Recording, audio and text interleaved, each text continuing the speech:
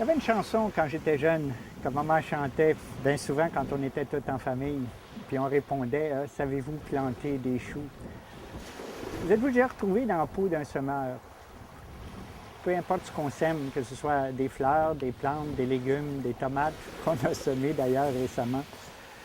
Quelle est notre hantise en quelque sorte? C'est de savoir qu'est-ce qui va sortir de là. Est-ce que ce sera bon? Est-ce que ce sera mangeable? Est-ce que ce sera beau à regarder? Mais il y a une période d'attente. Et on ne sait pas ce qui va sortir de là. Un peu comme quand on fait de la poterie, qu'est-ce qui va sortir du four, tant que les choses ou le temps n'aurait pas fait son œuvre. Alors, je pense qu'au niveau du salut, la même chose s'applique. Comment faire pour savoir si je suis vraiment sauvé? Est-ce que je vais voir quelque chose de mon vivant qui peut m'affirmer que je le suis? Dans Marc 4, il y a une parabole qui s'appelle la parabole du semeur, qu'on va écouter ensemble sur les bords de la mer et qui va vous expliquer un tant soit peu ce que la semence produit lorsqu'elle est semée dans une bonne terre. Et on revient après la pause. Il est venu comme un enfant, mais non comme il pensait. Lion de Juda, agneau de Dieu, glorieux conquérant, homme de douleur, lion de Juda, cloué aux mains, puissant rédempteur, précieux sauveur.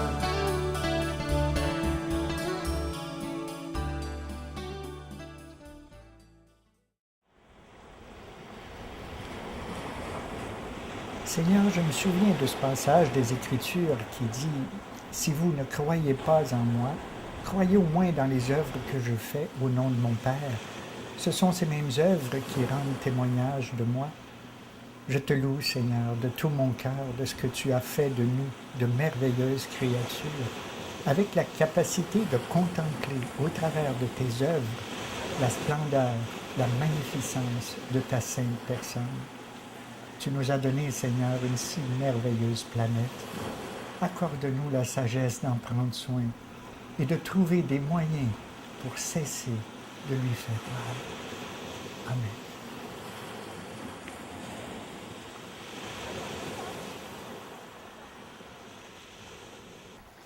J'ai profité de mes vacances en Gaspésie. J'ai déjà fait le tour de la Gaspésie en moto il y a de ça à peu près une dizaine d'années. Et il y a plu pendant 7 jours de temps.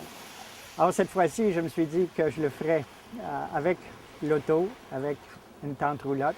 Et on est beaucoup plus sec que je ne l'étais il y a une dizaine d'années. Mais toujours est-il que j'ai profité de ma présence ici au Parc Forillon en Gaspésie, qui est un superbe de beau centre écologique avec beaucoup de montagnes, beaucoup d'eau. Quelque chose pour rassasier les yeux, les oreilles et, comme on dit en bon français, se connecter avec la nature, avec son Seigneur. J'aimerais, évidemment, pour ce que je vous ai dit tantôt, j'aimerais revenir avec cette parabole de Jésus dans le livre de Marc au chapitre 4 sur le semeur et qui va comme ceci. Jésus se mit de nouveau à enseigner au bord de la mer. Une grande foule s'étant assemblée auprès de lui, il monta et s'assit dans une barque sur la mer. Toute la foule était à terre sur le rivage. Il leur enseigna beaucoup de choses en paraboles et il leur dit dans son enseignement, « Écoutez, un semeur sortit pour semer. Comme il semait, une partie de la semence tomba le long du chemin. Les oiseaux vinrent et la mangèrent. Une autre partie tomba dans un endroit pierreux où elle n'avait pas beaucoup de terre. Elle leva aussitôt parce qu'elle ne trouva pas un sol profond. Mais quand le soleil parut, elle fut brûlée et sécha, faute de racines. Une autre partie tomba dans la bonne terre. Elle donna du fruit qui montait et croissait, et elle rapporta 30, 60 et 100 pour un. Puis il dit que celui qui a des oreilles pour entendre, entende. Lorsqu'il fut à l'écart, ceux qui l'entouraient, avec les 12, l'interrogèrent sur cette parabole. Il leur dit, « C'est à vous qu'a été donné le mystère du royaume de Dieu. Mais pour ceux qui sont dehors, tout se passe en parabole, afin qu'en voyant, ils voient et n'aperçoivent point, et qu'en entendant, ils entendent et ne comprennent point, de peur qu'ils ne se convertissent et que leur péché ne leur soit pardonné. » Il leur dit encore, « Vous ne comprenez pas cette parabole? Comment donc comprendrez-vous, dis-je, toutes les paraboles? Le semeur sème la parole. » Il s'agit ici évidemment de la parole de Dieu. « Les uns sont le long du chemin où la parole est semée. Quand ils l'ont entendue, aussitôt Satan vient et enlève la parole qui a été semée en eux. Les autres, pareillement, reçoivent la semence dans les endroits pierreux. Quand ils entendent la parole, ils la reçoivent d'abord avec joie. Mais ils n'ont pas de racine en eux-mêmes, ils manquent de persistance, et dès que survient une tribulation ou une persécution, à cause de la parole, ils y trouvent une occasion de chute. D'autres reçoivent la semence parmi les épines. Ce sont ceux qui entendent la parole, mais en qui les soucis du siècle, la séduction des richesses et l'invasion des autres convoitises étouffent la parole et la rendent infructueuse. D'autres reçoivent la semence dans la bonne terre. Ce sont ceux qui entendent la parole, la reçoivent et portent du fruit, 30, 60 et 100 pour un. Et on revient après la pause.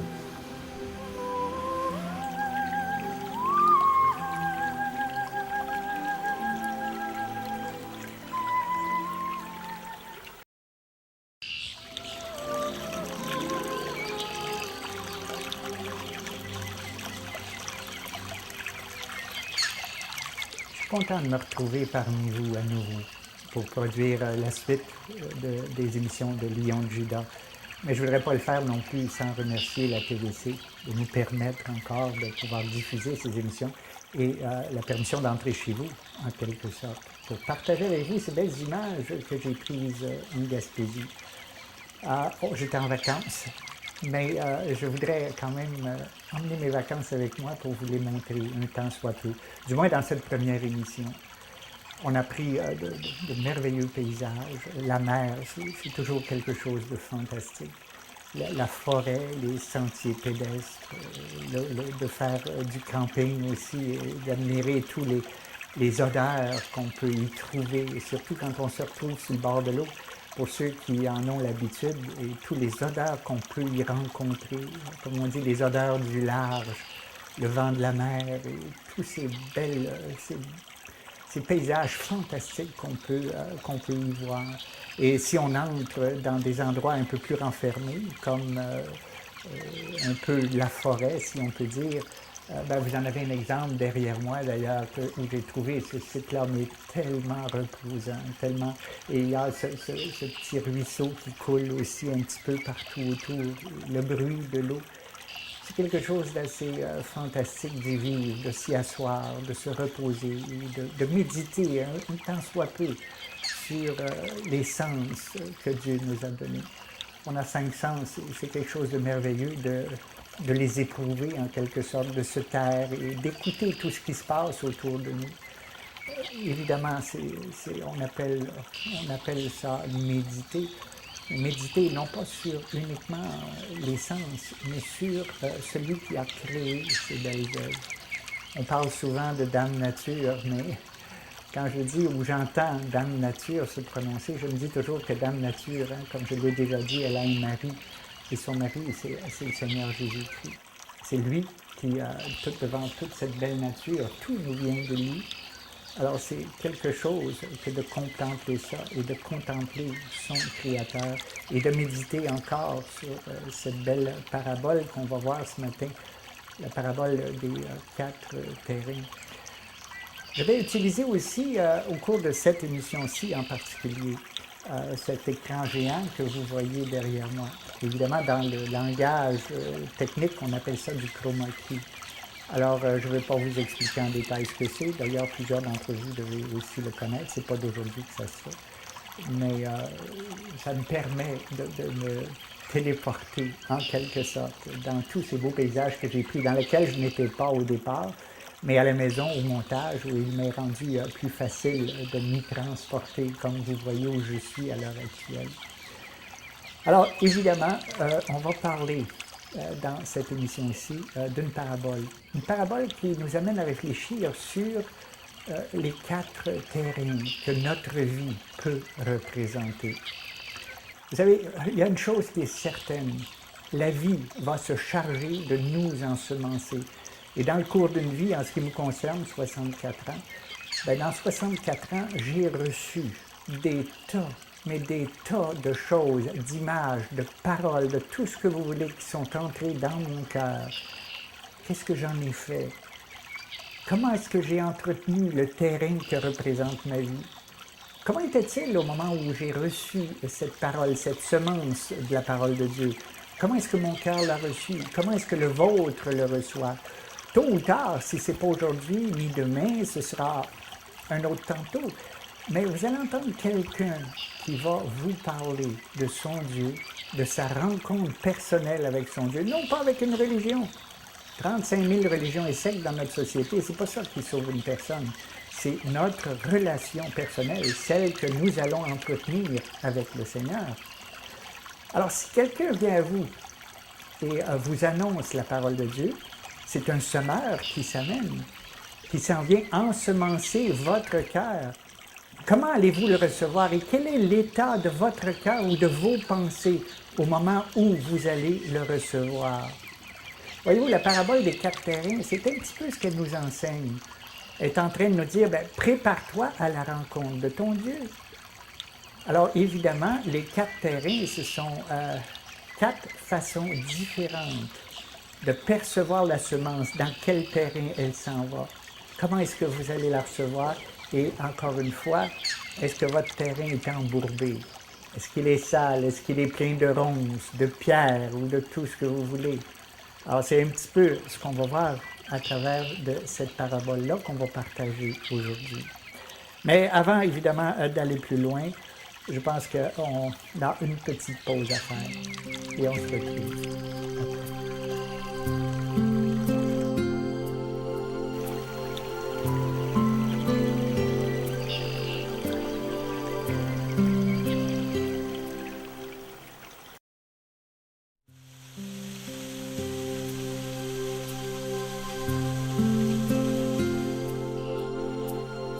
Pour les besoins de la cause, vous et moi, aujourd'hui, on se transforme en semeurs.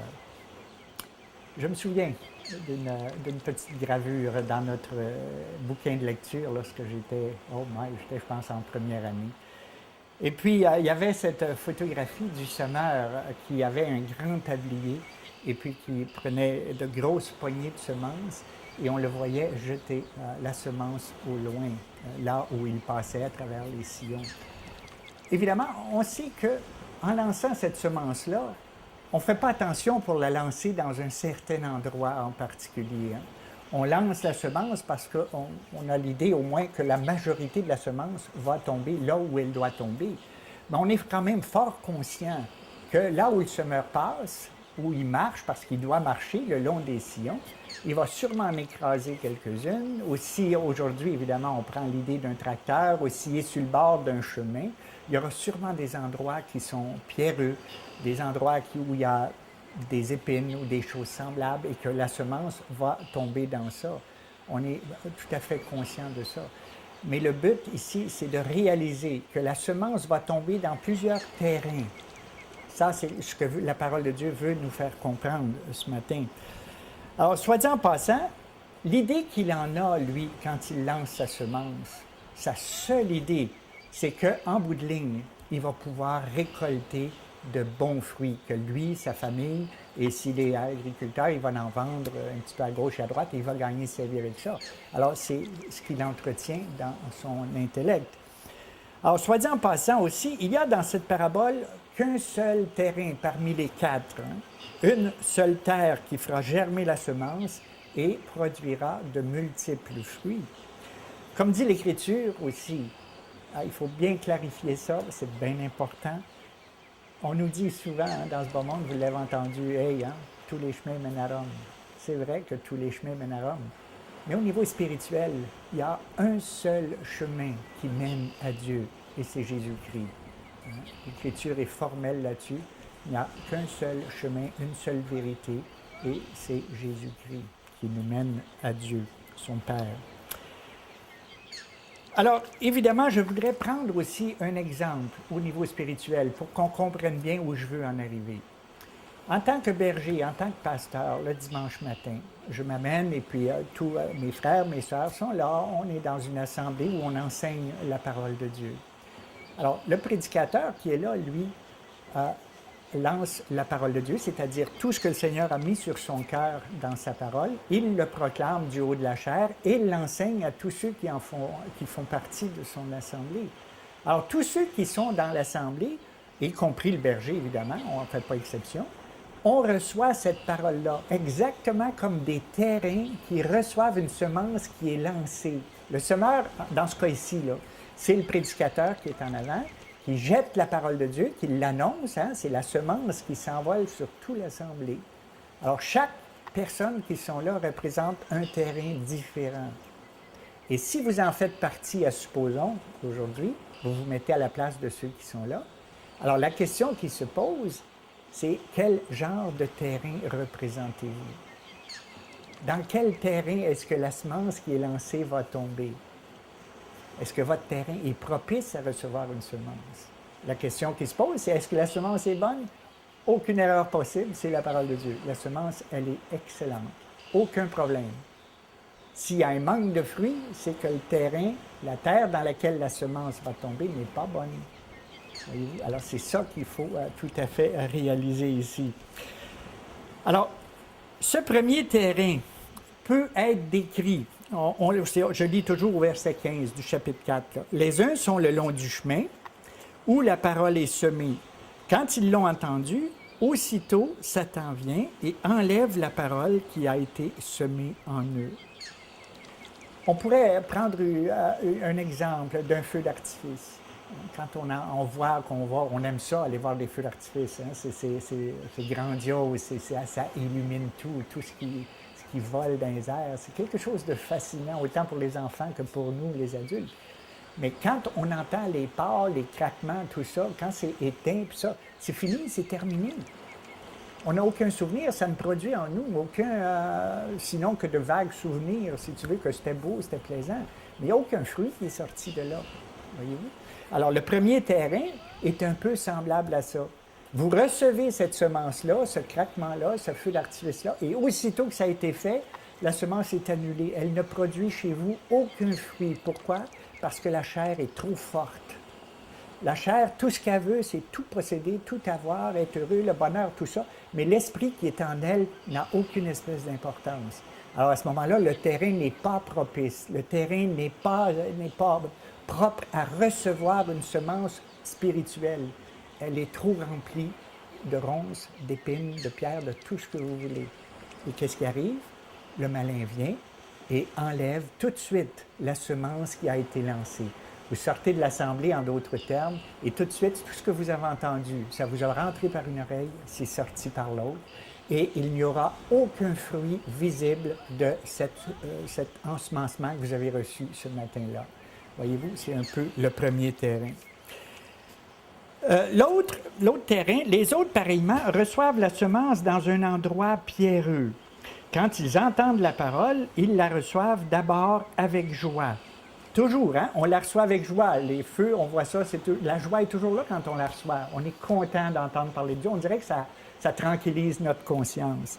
Mais ils n'ont pas de racines en eux-mêmes. Ils manquent de persistance et dès que survient une tribulation ou une persécution à cause de la parole, ils y trouvent une occasion de chute.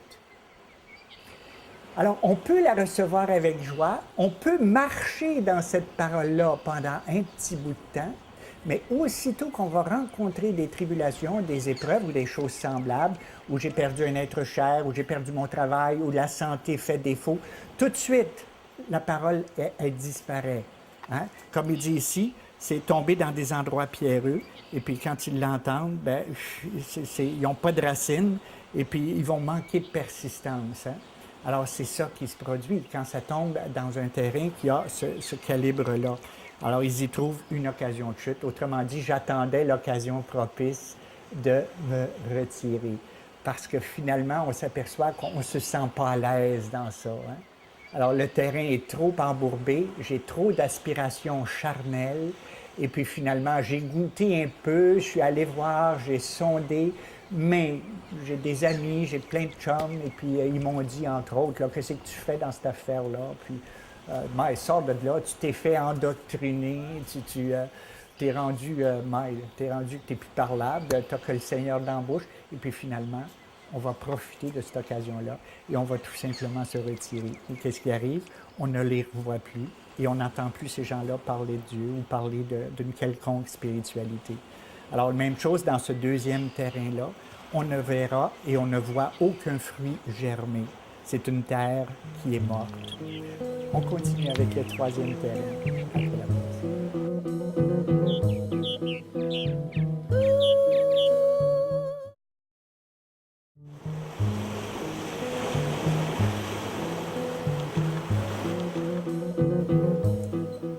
Notre troisième terrain, chapitre 4 de Marc, au verset 18, toujours.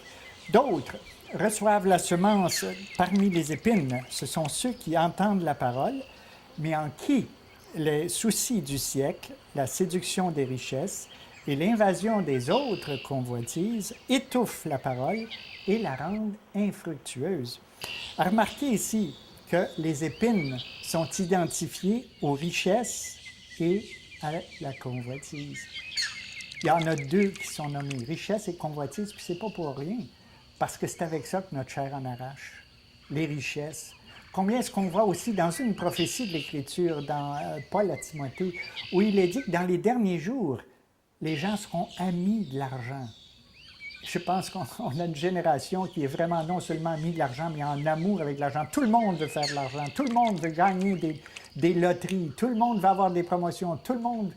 C'est incroyable comment les gens ne pensent qu'à faire de l'argent, pensant que c'est là qu'on va trouver le bonheur. Les kiosques de loterie sont remplis, les shows de télévision, les émissions de télévision, c'est incroyable, incroyable encore comment est-ce que la chair en arrache avec ça. À nous faire à croire, évidemment, que si vous avez des sous, vous allez être heureux. Bien sûr que ça bouge des petits coins, mais c'est pas ça qui rend véritablement un être humain heureux. Et si on ne s'attache qu'aux convoitises de la chair, bien la parole de Dieu nous dit qu'on a un bien mauvais terrain. Si on ne se débarrasse pas de ces choses-là et qu'on ne voit pas ailleurs que dans la chair les joies de la vie, le bonheur de la vie, je pense qu'on a un problème. Et c'est là que la parole de Dieu dit, on est carrément dans les épines. Il faut sortir de là et voir que la vie, elle est beaucoup plus riche qu'on ne le croit si on ne pense pas aux richesses matérielles, voyez-vous? Alors, c'est bien important de réfléchir sur ça. Alors, notre terrain doit être identifié à autre chose que les épines, c'est-à-dire les richesses de la vie et les convoitises qui l'entourent. Notre dernier terrain, évidemment, d'autres reçoivent la semence dans la bonne terre. Ce sont ceux qui entendent la parole, la reçoivent, ils la laissent rentrer, hein, puis ils en ont une faim monumentale. Ils veulent toujours en avoir davantage. Alors, ils la reçoivent et portent du fruit, 30, 60 et 100 pour un. C'est pas sorcier, ça, hein? On a une bonne terre, on a de la bonne semence, puisque c'est la parole de Dieu. Alors, que voulez-vous que ça porte, une bonne terre et une bonne semence? Ça va porter des fruits. Alors, la bonne semence, c'est la parole de Dieu. La bonne terre, c'est si mon cœur, je me suis débarrassé de tout ce qui l'empêchait de recevoir la parole de Dieu, je la reçois avec joie et je la médite et j'accepte Jésus-Christ comme Seigneur et Sauveur, comme la meilleure semence spirituelle qui soit. Il n'y en a pas d'autre. C'est elle qui me donne la vie éternelle. Alors, je me repens de mes péchés, autrement dit, je nettoie mon terrain. Et quand mon terrain est nettoyé par la repentance de mes péchés, j'invite Christ et sa semence, qui est la parole de Dieu, à entrer dans mon cœur, qui représente ce quatrième terrain dans lequel la semence est jetée. Et le résultat du fruit de ça, le fruit que je porte maintenant, c'est que j'ai, par la grâce de Dieu, la vie éternelle. Je ne peux pas avoir de meilleur fruit que celui-là. Et croyez-moi, c'est le fruit que je vous souhaite à chacun d'entre vous. Repentez-vous de vos péchés, laissez entrer Jésus-Christ dans votre vie.